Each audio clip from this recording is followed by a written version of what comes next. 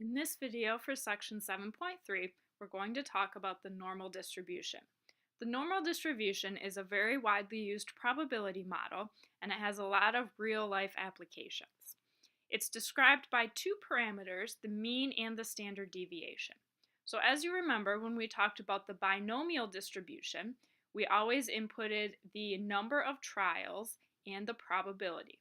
And for normal distribution, instead we're going to be working with mean and standard deviation.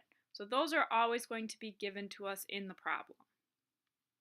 A normal distribution has a symmetric bell-shaped unimodal histogram, and the shape of the histogram depends on the value of the standard deviation. So a larger standard deviation will make the graph flatter and wider. A smaller standard deviation will make the peak taller. And that's because a smaller standard deviation means that there's less variability in the data. So the data values are going to tend to be closer to the mean. A larger standard deviation means that the data values are more spread out. If we look at the mean, these graphs have the same standard deviation but all have different means. And what that does is shift the graph along the x-axis. So these graphs all have the same shape. They're just located in different places along the x-axis. So the normal distribution is symmetric about the mean.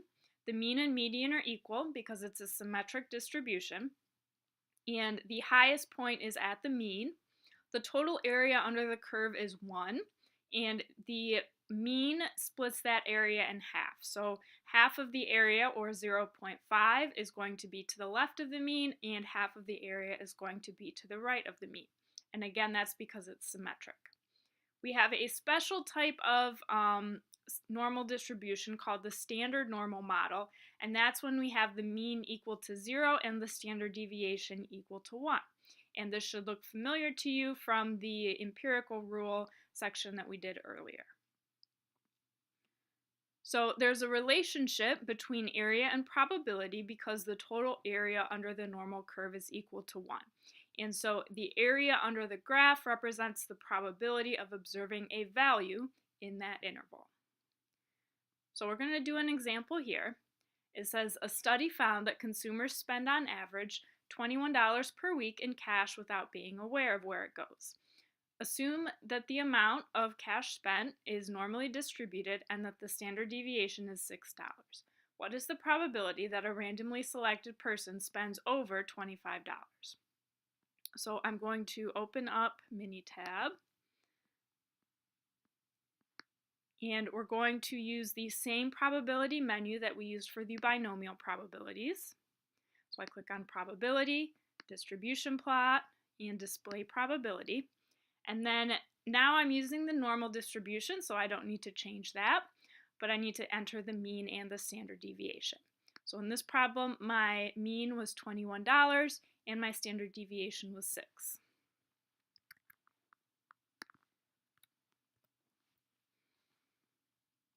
Now, I wanted to know the probability of a randomly selected person spending over $25. So I'm going to select specified X value. More than $25 is going to be a right tail, and enter 25 for the X value. Then I click OK. And it's going to give me the graph. Now, just like with the binomial probability problems, the answer is going to be a decimal that's located above the graph. And so my answer here is 0.2524.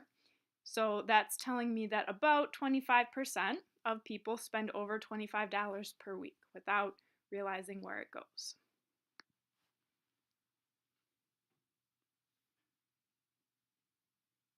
Again, you want to be mindful of where the problem asks you to round.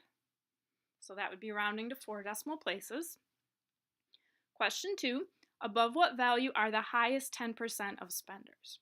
Now this question is a little bit different because instead of giving me an X value, they're giving me a probability and they're asking me to find the X value. So the highest 10%, that would be the probability.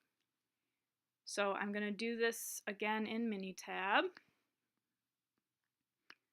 Go to probability again, distribution plot again, and enter my same mean and standard deviation. Now this time, I'm going to shade the area corresponding to a specified probability. And I wanted the highest 10% of spenders, so that's going to be the right tail, and the probability that I'm going to enter is 10%, or 0.10. When you enter probability in here, they always want it entered as a decimal. If you try to type in a number that's not between 0 and 1, then it's going to give you an error message. Then I just click OK. And it's going to give me the graph. Now, this time, what's shaded above the curve is the 0.10. That's the probability of 10%. Where I look for my answer is on the x-axis. So right here, this is telling me that the highest 10% is at or above $28.69. So that's my answer.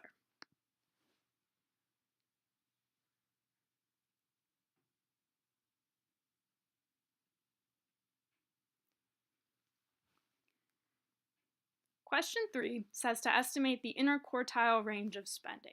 And I put this problem on here specifically because you'll find it in the homework. We have to remember the interquartile range is the middle 50%.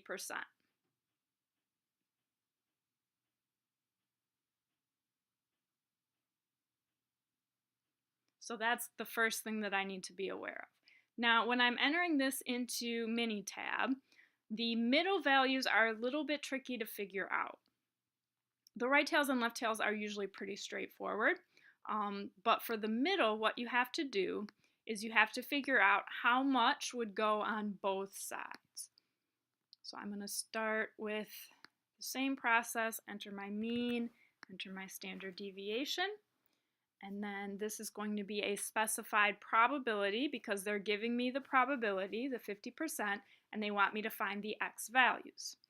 Now I'm going to select middle, and it gives me probability 1 and probability 2. Now what I need to do is figure out how much, what percentage is going to be on either side. And the way that I do that is first subtract from 100% or from 1. And so 50% subtracted from 100% is another 50%. Then I split that amount among the two sides evenly. So divided by 2, that means I need 25% on both sides. And whoops, I need to enter it as a decimal. 0.25 on one side, 0.25 on the other side. Then I click OK. And this is what it gives me. So I have that 0.5 in the middle. So that's the middle 50%. So it's always good with those middle ones to check and make sure that the percentage that they're giving you is what you actually intended. So middle 50%, and then I go down and look at the x-axis. It looks like that's between $16.95 and $25.05. So that's my answer.